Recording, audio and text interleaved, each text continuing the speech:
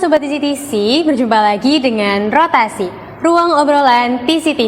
Ngobrol asik, dapat inspirasi. Bersama saya, Puspa Salsi, mahasiswi STIE Taman Siswa Banjarnegara, sekaligus sebagai konsultan pendidikan di Tambara Consulting and Training Center. Nah, seperti biasa, saya sudah bersama bintang tamu, dan pada podcast kali ini, saya sedang bersama bintang tamu yang luar biasa istimewa, seorang ketua dari Sekolah Tinggi Ilmu Ekonomi Taman Siswa Banjarnegara. Beliau adalah Bapak Dr. Lustono, SPD MM. Halo Bapak, selamat pagi. Selamat pagi. Assalamualaikum. Waalaikumsalam Pak. Terima kasih ya Pak, Bapak sudah berkenan hadir meluangkan waktunya untuk podcast kami hari ini. Oke, sama-sama. Ya. Nah, kami ucapkan selamat datang ya Pak di podcast kami. Ya. Bapak bagaimana kabarnya hari ini, sehat? Alhamdulillah sehat dan baik Mbak Puspa. Gimana Mbak Puspa? Alhamdulillah saya juga kabar baik Pak. Ya. Oke, nah berbicara tentang beliau, Bapak Dr. Lustono SPD MM adalah ketua dari STIE Taman Siswa Banjarnegara yang merupakan perguruan tinggi pertama di Banjarnegara yang sudah berdiri sejak tahun 2003 sampai kini di tahun 2025. Berarti kurang lebih sudah 22 tahun ya Pak? 22 tahun ya, Oke, ya nah, Mbak Puspa. Beliau menyelesaikan pendidikan Magister Manajemen di Universitas Jenderal Sudirman, kemudian berhasil meraih gelar doktor di Universitas Teknologi Yogyakarta.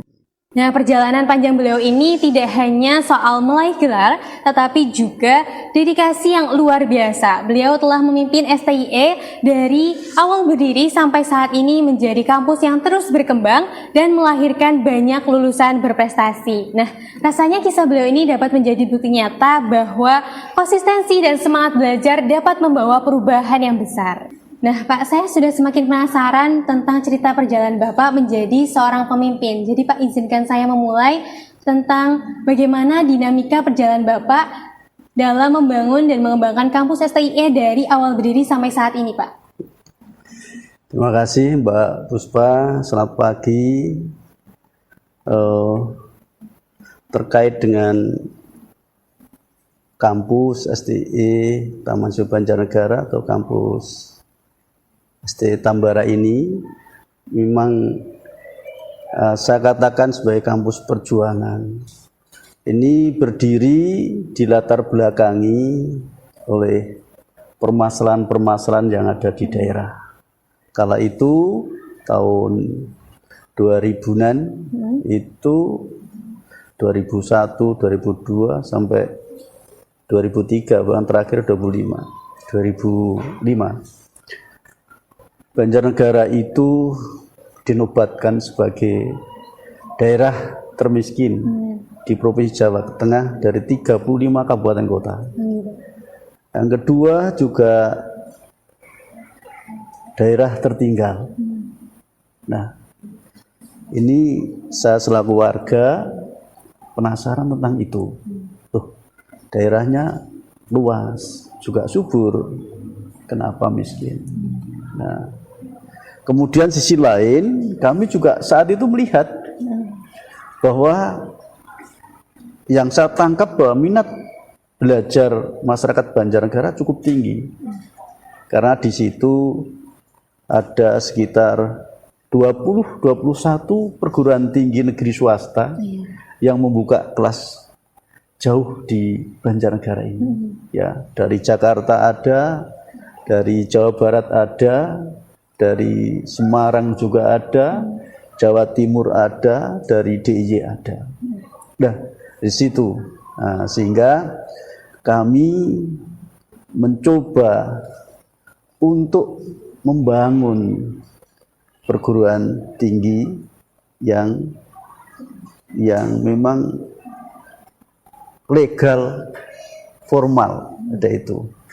Sehingga kami mulai tahapan-tahapan. Karena memang di sini tidak ada perguruan tinggi yang secara formal di Banjarnegara itu. Kami menggunakan beberapa fase. Pertama, fase perintisan. Kami merintis, kala itu kami mengajar di UMM, Universitas Muhammadiyah Magelang. Tetapi kami minta dengan Pak Rektor, kala itu rektornya Pak Mas Manandara. Dulu waktu mahasiswa kami beliau jadi dekan, pembantu dekan 3 itu, sehingga kenal betul. Kami minta izin untuk membuka program D2, PGSDI dan PGTKI. Nah, target saya itu supaya guru-guru yang mengajar di SD TK itu paling tidak standar di sini. Kami membutuhkan sekitar 100 sampai 150. Ternyata yang daftar itu melampaui batas sampai 750. Luar biasa itu.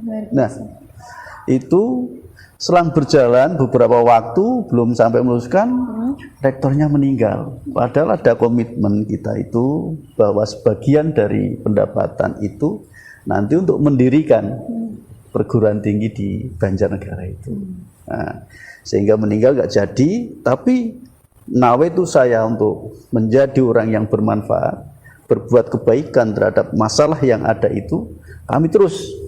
Sehingga kami mencoba untuk sending ke bapak-bapak atau teman-teman yang kami pandang untuk bisa menangkap terhadap ide gagasan kami terkait dengan pendirian perguruan tinggi ini.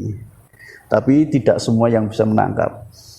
Akhirnya kami jalan terus sendiri. Sehingga perintisan kami jalankan, begitu kami mendapatkan beberapa personil, kami melangkah ke berikutnya, tentu melangkah setelah perintisan pendirian.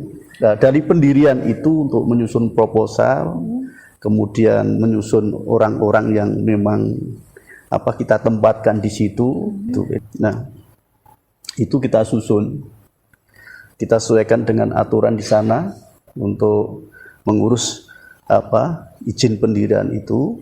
Nah, dari situ beberapa kendala, termasuk yayasan kita akhirnya mengambil orang-orang untuk jadi kita tempatkan sebagai nama-nama itu. Nah, begitu kita akan kirimkan ke sana, proposal sudah jadi. Nah, itu ada teman kami dari UMP yang dulu pernah membuka kelas jauh di sini, itu di Taman Siswa juga iya, di SMA Muhammadiyah juga iya. Ini Dr. Dartu, nah, dia membuka di Taman Siswa sini STE Raja Wali. Nah, saat itu mau meluluskan sudah, tetapi belum izin dengan Pak Bupati dan itu pemerintah daerah. Kami diminta untuk menyampaikan, mengantarkan itu saja ke temu Pak Bupati dan sebagainya. Nah, itu sehingga dari situ setelah saya ditanya, loh Pak Luston tetap membuat perguruan tinggi itu, gimana perkembangannya? Oh, sudah, tinggal ngirimkan proposalnya. Begitu tahu itu, teman-teman dari Taman Siswa, di sini ada kepala sekolah dan Pak Supono namanya itu, sama almarhum juga Pak Adnan. Dia paginya langsung menemui saya ke rumah untuk titip nama. Yang semula kita dialokasikan tempatnya itu di SD regrouping itu, karena titip nama otomatis, nama Taman Siswa itu otomatis kan kita bertempat di Taman Siswa. Nah, dari situ sudah kita jalan, yayasan juga yang dulunya Yayasan Pendidikan Tinggi Banjarnegara kita rubah, kita kasih nama Yayasan Pendidikan Tinggi Taman Siswa. Sudah kita kirim ke sana, sudah dengan berbagai proses, kurang kita lengkapi, ya kan tidak sekali lengkap, tetapi banyak tambahan-tambahan yang itu, bahkan itu yang sangat terkesan sekali itu waktu kita sampaikan di sana itu dari gedung di Kementerian Pendidikan Nasional itu sudah terpampang bahwa pemerintah dalam hari ini Menteri Pendidikan sudah tidak membuka perguruan tinggi berbasis sosial termasuk ekonomi itu. Nah, ini kita repot, tapi kita mencoba untuk menemui pemegang kebijakan di sana, kita sampaikan bahwa kondisi daerah dan sebagainya yang ada, akhirnya proposal diterima, dikaji di ACC, terus berjalan sampai dari tahun 2002 itu 2003, tepatnya 10 Oktober itu di SK-nya diterbitkan. Sekarang ini pada fase pengembangan. Nah, pada fase pengembangan ini STIE ini ada baik pengembangan fisik maupun non fisik kita lakukan seiring dengan perkembangan zaman, ya. Ini banyak calon-calon mahasiswa barusan SLTA itu datang ke STIE untuk mendaftar teknik, mendaftar jurusan pendidikan. Nah, kita enggak, sekolah tinggi ilmu ekonomi satu rumpun. Itu hanya bidang ekonomi.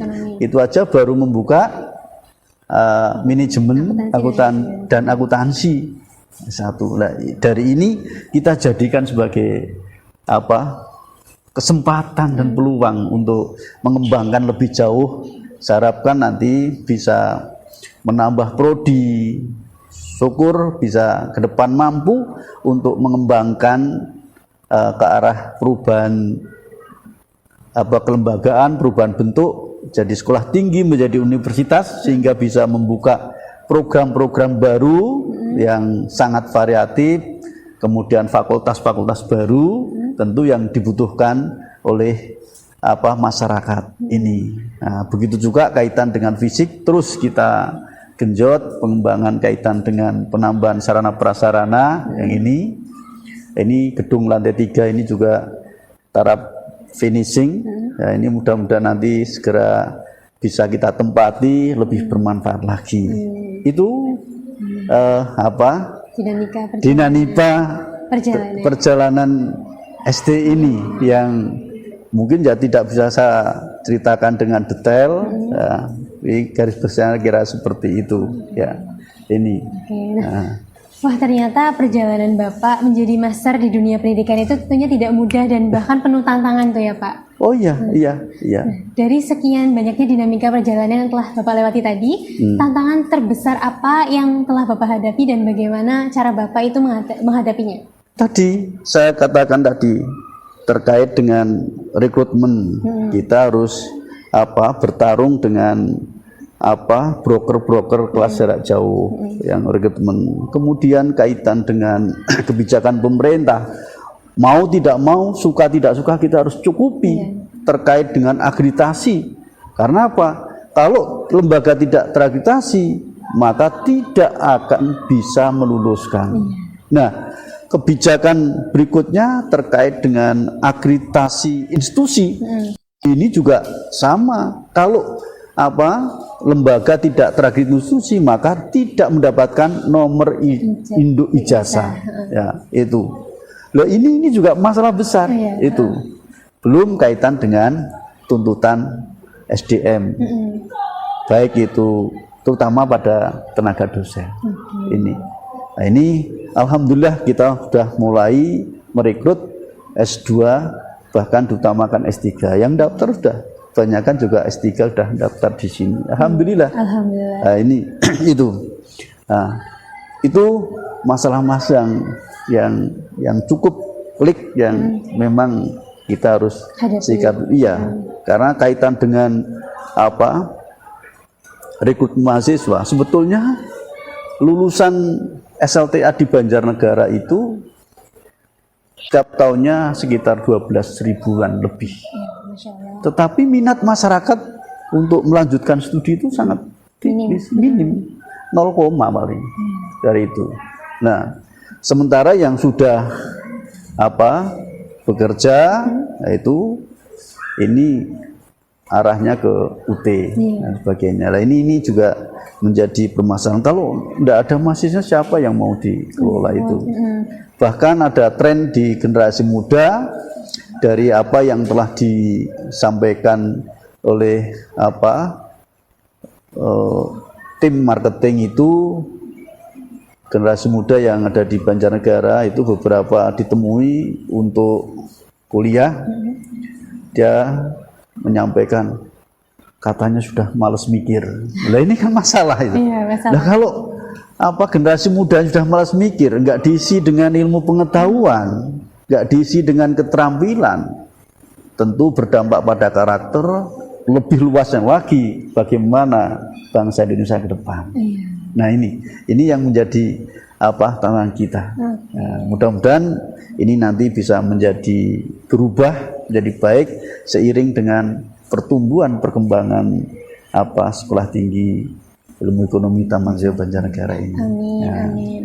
Nah, Pak, di tengah kesibukan Bapak menjadi seorang pemimpin di STIE Taman Seo Banjarnegara, tentunya Bapak punya peran penting dalam keluarga sebagai seorang ayah dan bahkan sekarang sudah punya cucu ya, Pak? Iya, alhamdulillah. Alhamdulillah. Dan saya penasaran, Pak, bagaimana cara Bapak menyeimbangkan ketiga peran ini antara menjadi pemimpin di kampus, menjadi seorang ayah, dan juga kakek yang pastinya selalu memberikan kebersamaan dan kehangatan untuk keluarga di rumah, Pak? Oh gitu ya. Oh ini ya terus terang untuk menyeimbangkan kami sebagai seorang pimpinan di perguruan tinggi, sebagai seorang bapak di keluarga, bahkan sebagai seorang kakek ya, itu. Tapi saya sikapi bahwa punya cucu itu sangat bahagia.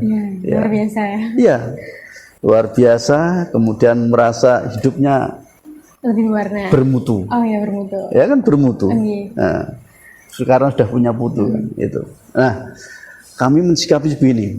Kami sebagai pimpinan kami mencoba untuk membagi waktu dengan menentukan skala prioritas dan target. Ya. Ini untuk mengelola ST ini, ya. Itu pertama itu. Sekarang prioritas kita tentukan kaitan dengan masalah prioritas kemahasiswaan, peningkatan jumlah mahasiswa mendaftar. Nah, kita targetkan itu. Nah, bagaimana cara merekrut mahasiswa? Ini kita komunikasikan dengan pembantu ketua bidang 2 itu. Kemudian terkait dengan masalah akreditasi dan kelulusan, target kelulusan mahasiswa, nah, kita komunikasikan dengan bidang 2. Ini terkait dengan masalah kelembagaan, masalah akademik. Ini kita buat skala prioritas dan target itu. Sehingga dari situ akan ini yang saya lakukan akan berjalan dengan baik. Kemudian di sisi lain kita juga lakukan dengan penergasan tugas. Jadi tidak semuanya kegiatan-kegiatan di perguruan tinggi kami lakukan. Tapi kami mencoba mempercayakan pada staf, pada pembantu ketua, pada kepala biro, pada kepala lembaga yang ada di lingkungan STIE ini untuk menangani pekerjaan-pekerjaan sesuai dengan kompetensinya itu. Nah, alhamdulillah ini juga bisa berjalan dengan baik. Nah, kemudian tidak kalah pentingnya ini, Mbak, kami juga menjaga dengan komunikasi yang terbuka, bersamaan, ya, mungkin kami lakukan dengan makan bersama. Kemudian kami open untuk komunikasi permasalahan apapun silahkan yang memang belum bisa diselesaikan, bisa disampaikan kepada kami. Bahkan kami juga lakukan setelah kegiatan atau sebelum kegiatan kami untuk mengetahui bagaimana kesiapan kegiatan yang akan dilakukan.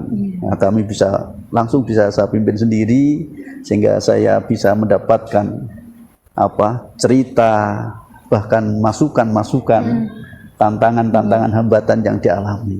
Nah, ini dari panitia yang ada. Begitu juga setelah selesai kegiatan, kami minta untuk dan rapat evaluasi terhadap kegiatan-kegiatan yang sudah dilakukan. Nah, sehingga dari situ keluhan hambatan yang disampaikan itu saya menjadi pendengar baik, ya kan? Dari seperti itu kan ada rasa dihargai, rasa Bapak ini betul-betul mendorong kita dan sebagainya itu. Baik itu kegiatan akademik, kegiatan kemahasiswaan, kegiatan riset, pengabdian dan sebagainya kami lakukan itu. Bahkan secara tidak memberitahu, saya sidak langsung pada saat kegiatan berjalan. Nah, ini kan sekaligus kami memberikan motivasi. Kehadiran saya membuat kehangatan tentunya, ya kan? Nah, dia merasa, ini Bapak juga hadir di tengah-tengah kita. Ini yang kami lakukan dari sebagai pemimpin itu. Nah, sebagai orang tua dalam membuat kehangatan dalam keluarga ini juga kita juga beberapa hal yang kami lakukan, kami mencoba untuk meluangkan waktu yang berkualitas. Bukan waktu yang lama, tetapi waktu sempit tapi yang berkualitas. Ya. Mungkin kita ada kebiasaan-kebiasaan yang saya lakukan bersama keluarga, terutama terkait dengan masalah makan bersama itu di pagi hari itu. Nah, dari sini sambil makan, anak-anak karena sudah besar, dia sering bercerita keluh kesah yang dialami dalam perjalanan mencari ilmu, baik yang ada di Banjar maupun yang sudah merantau di Jogja, di Purwokerto. Nah, kami sambil makan itu kita dengarkan. Baru itu kita apresiasi. Kalau memang itu perlu tanggapan.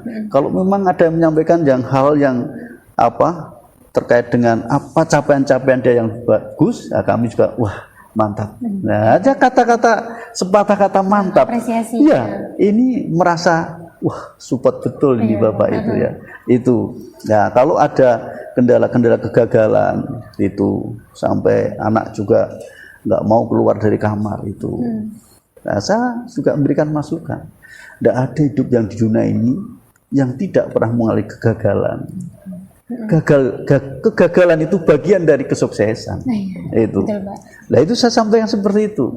Sehingga dengan seperti itu dia akan muncul semangat. Bapak saya juga memberikan motivasi, mendukung kami, ya kan? Dan belum tentu kegagalan yang kamu membuat kecewa kamu itu baik untuk kamu. Allah yang Maha mengetahui. Kita menyukai sesuatu, tapi belum tentu yang kita sukai baik untuk kita. Nah, ini dari nilai-nilai itu, ini anak terus. Nah, sampai sekarang, alhamdulillah perjalanan untuk menuntut ilmunya ini berjalan terus. Itu sebagai seorang kakek, cucu adalah salah satu penghibur, obat capek. Obat lelah. Sehingga dengan cucu pun kami tidak lewatkan kesempatan waktu yang sempit, bahkan menjelang maghrib dia ajak keluar, saya turuti, ngajak main sepak bola di halaman itu, saya ikuti, yaitu dengan jatuh bersama ini ya, dengan cara bermain bersama, ini merasa dekat, merasa nyaman. Nah, itu ini semuanya kita coba apresiasi. Tapi saya yakin kami juga tidak bisa membuat kepuasan di berbagai elemen, baik itu di mahasiswa, karyawan, anak, cucu dan sebagainya. Tapi paling tidak ya semua bisa kita layani. Ternyata selain Bapak menyempatkan waktu untuk keluarga ya Pak, Bapak memanfaatkan waktu yang berkualitas untuk keluarga. Iya, caranya seperti itu. Yang saya lakukan, ya itu. Nah, kemudian yang di samping waktu itu, ya kami juga mencoba untuk memberikan keteladanan. Bahkan kalau perlu memang ya contoh terkait dengan masalah tadi kesabaran, masalah kejujuran, ya, tanggung jawab, ya. Ini kami coba karena apa? Itu masalah yang urgensi. Orang yang tidak sabar, ya, itu nggak akan sukses. Ini yang coba dicermati. Orang-orang sukses itu biasanya dia punya kesabaran tinggi. Kegagalan tidak membuat dia putus asa, ya kan? Itu justru malah semangat. Wajarlah kecewa sesaat, tapi begitu setelah selesai kecewanya, terus dia bangkit. Ya, coba orang-orang sukses, pemimpin yang sukses, itu tidak ada yang tidak pernah gagal. Tidak ada yang tidak pernah gagal, tetapi dia punya kesabaran yang cukup tinggi. Coba kalau bicara dengan Pak Prabowo ini, dia sudah berapa kali nyalon presiden itu. Dia gagal nggak kecewa, ya kecewa ada, tapi dia bangkit lagi, ya. Karena apa?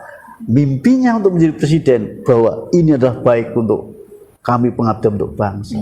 Nah itu. Jadi kalau mahasiswa kita memiliki kesabaran dan punya cita-cita yang bagus, ya, yang baik, itu tidak ada yang tidak diterpa kegagalan. Mesti ada kegagalan, tapi tidak putus asa. Nah, itu yang sering saya contohkan. Beberapa bapak muncul seperti ini ya tidak langsung. Proses kegagalan, kesuksesan itu memang sunatullah. Gitu. Kekecewaan, senang sama, ada itu. Jadi setiap hari kita akan jumpa itu, sehingga kita tidak alergi. Baik kalau kita mendapat keberhasilan juga tidak euforia banget, tapi kegagalan tidak kecewa banget.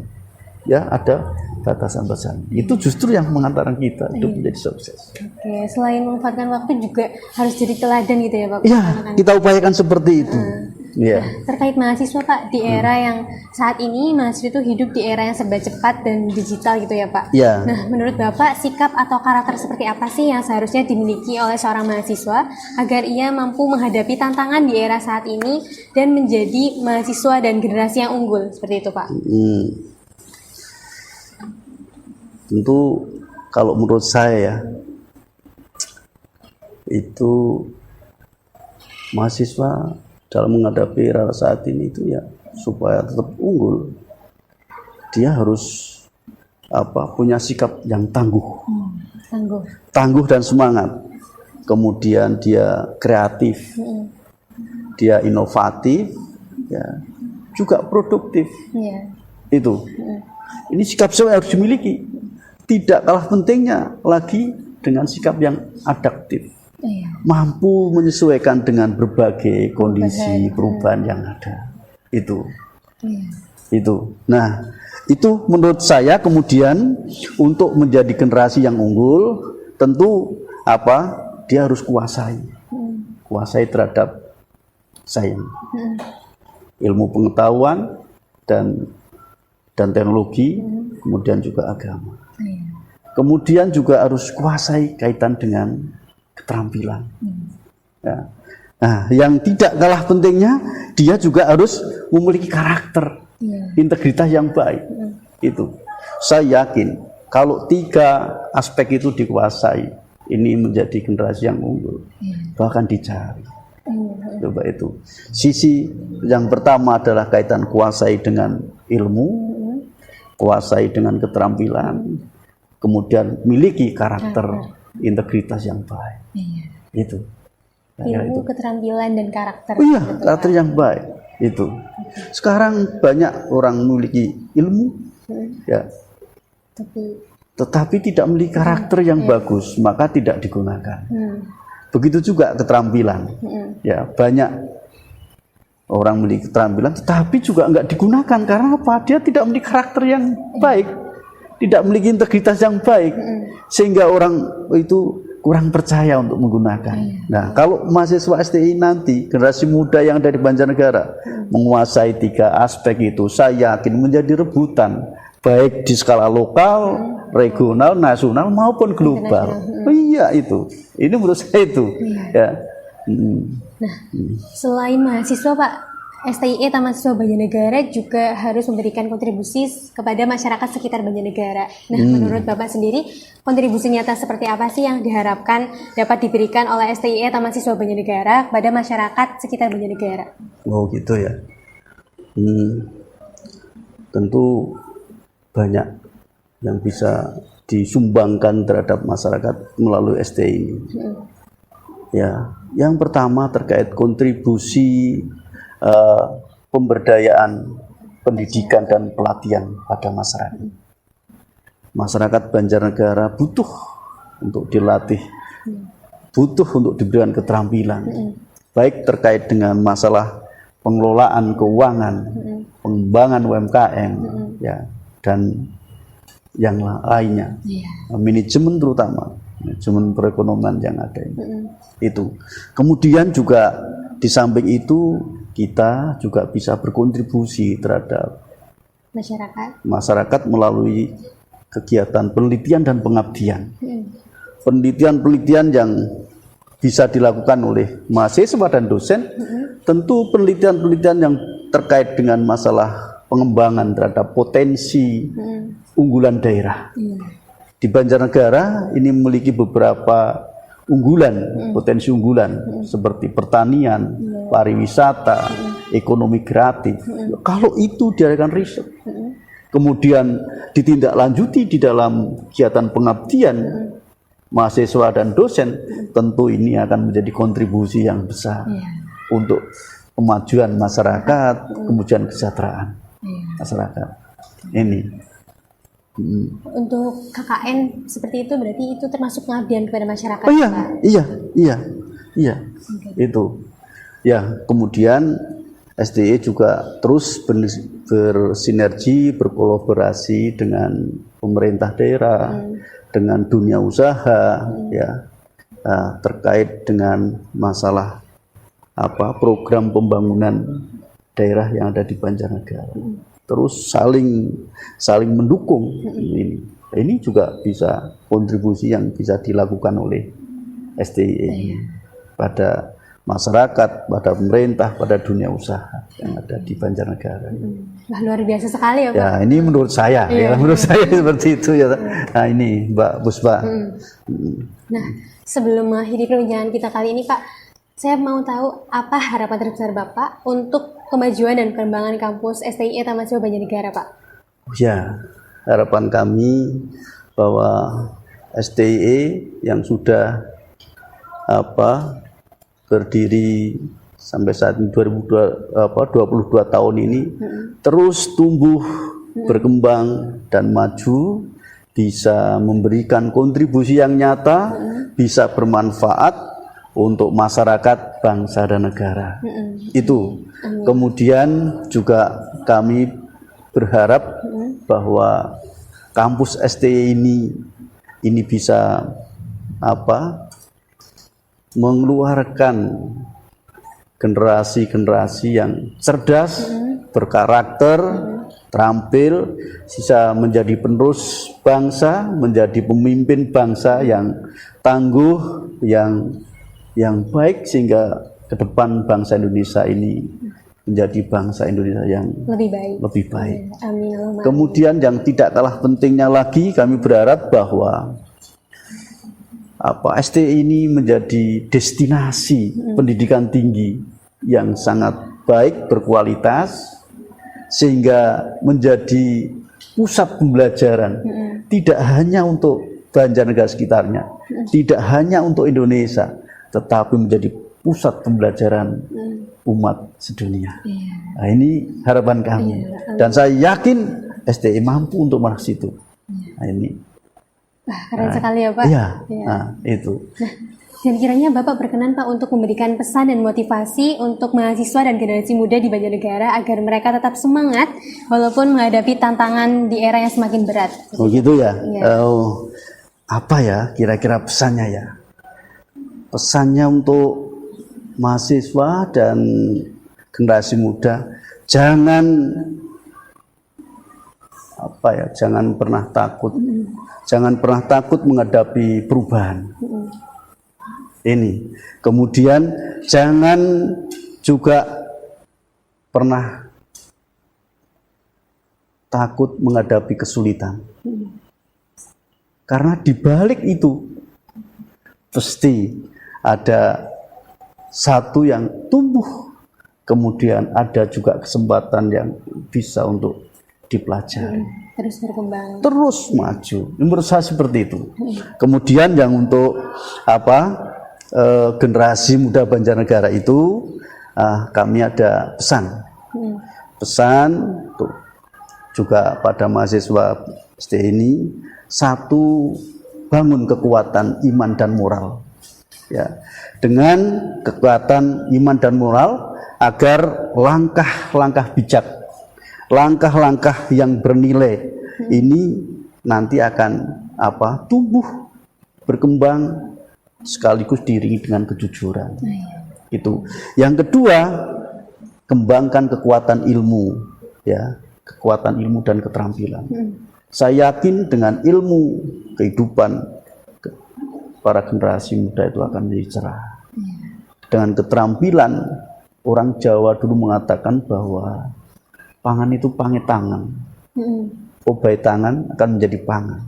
Dengan banyak keterampilan yang dimiliki, dia akan tidak mengalami kesulitan dalam menggapai sandang pangan, menggapai rezeki, karena banyak keterampilan. Makanya ilmu keterampilan itu.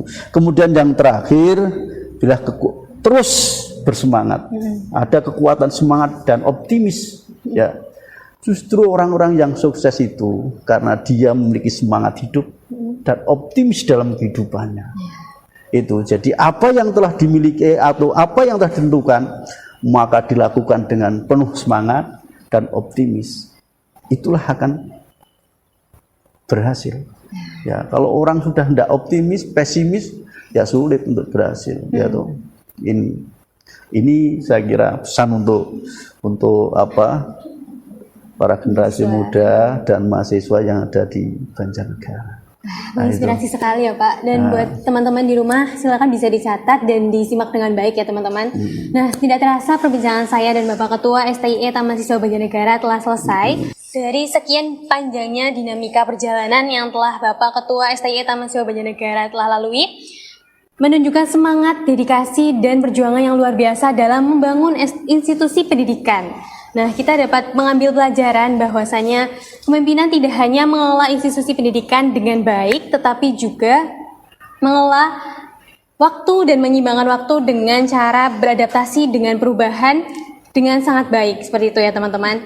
Nah, kita juga bisa mengambil nilai positif dari pengalaman dan cerita Bapak Ketua STIE Taman Siswa Banjarnegara yang sudah disampaikan tadi, agar kita dapat terus semangat berjuang, semangat berkembang, dan terus berkontribusi positif bagi masyarakat dan masa depan yang lebih baik. Seperti itu. Dan dari Bapak, apakah ada tambahan untuk disampaikan, Pak? Oke, mungkin hanya closing ya. Closing itu untuk motivasi kita semua, generasi muda, khususnya para mahasiswa itu ya. Jadi sekaligus penutup ya. Nah, ini aduh. Jadi jangan hanya bermimpi menjadi hebat, tetapi berjuanglah dengan tekun untuk menjadi bermanfaat. Ini sesuai dengan Rasulullah. Khairun nas anfa'uhum linas. Sebaik-baiknya orang itu yang memberikan manfaat pada orang lain. Kalau sudah berpikir bermanfaat pada orang lain, tentu ini akan mendorong siapa saja untuk lebih aktif. Ya, tidak mungkin orang memberikan manfaat itu pasif, sehingga tidak ada waktu yang terbuang begitu saja. Ini menurut saya, itulah yang prinsip yang saya pegang. Jadi berpikir bagaimana mengimplementasikan pesan Rasulullah itu menjadi manusia bermanfaat. Ini. Sehingga dengan seperti itu belajar pun semangat, berlatih apapun semangat, mencari apapun semangat. Nah, supaya apa? Memiliki bekal untuk menjadi orang bermanfaat. Saya kira itu semoga bermanfaat dari bincang-bincang kita ini. Terima kasih.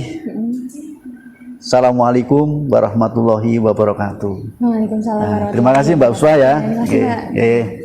Nah, saya terima kasih banyak kepada Bapak Rustono karena telah menyempatkan waktunya hadir bersama kami di podcast kami hari ini, Pak. Terima kasih banyak. Sama-sama Mbak Puspa. Nah, saya juga mau berterima kasih kepada Sobat TC di rumah semuanya yang sudah menyaksikan episode rotasi sampai akhir. Semoga perbincangan saya dan Bapak Ketua STIE Taman Siswa Banjarnegara tadi dapat menginspirasi dan tersampaikan dengan baik kepada Sobat TC dan terutama mahasiswa dan mahasiswi STIE Taman Siswa Banjarnegara. Nah, jangan lupa untuk subscribe channel YouTube kita di Tambara CTC dan follow juga akun rotasi di Spotify. Dan buat teman-teman yang masih ada pertanyaan atau ada ide konten menarik untuk podcast rotasi selanjutnya, teman-teman bisa DM ke Instagram kita di @tambara_ctc. Thanks for watching and see you. Bye-bye. Bye-bye.